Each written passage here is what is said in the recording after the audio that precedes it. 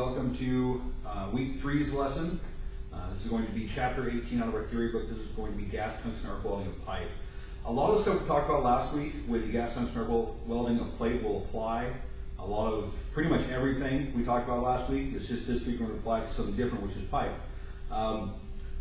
So for a long time, stick welding was the process for joining pipe. And lately, and when I say lately, I mean probably the last 10 or 15 years, gas tungsten arc welding has become more and more kind of the go-to, and that's for a lot of reasons. First one is quality. With GTAW, we're much more likely to produce a quote quality weld that will pass X-ray ultrasound the first try, especially on the roots. And the other thing is materials are advancing, and there's a lot of materials that we really can't join effectively or nearly as effectively with stick, like stainless steels and all the other alloys are starting to come into play. So this is a pretty important chapter. A lot of you are looking for really high paying welding jobs, and TIG pipe welding is one of the highest paying welding jobs out there right now. It can be very fulfilling.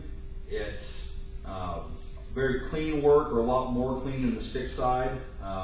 Stick will always be around in one way or another, but tungsten welding has really come on. So this is going to be kind of a different setup this week too. Instead of giving you one big lesson on this, we're going to do an introduction for TIG, and then we're going to have a much larger, pretty much pipe only module video to watch as well. And that will be the same video we give you for stick welding, which is next week. So anyway,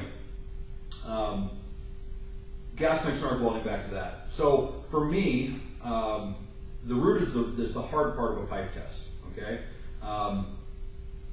Stick welding, 60-10 roots, they kill me.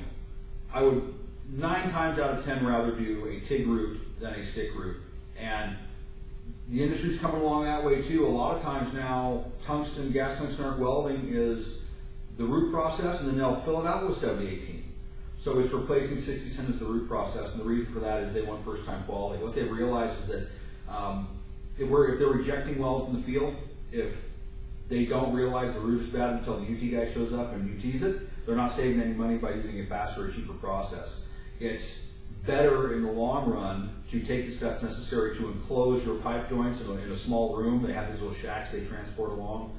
So you can do it all out of the wind in a controlled atmosphere and get first quality, passes every time, you don't have any problems.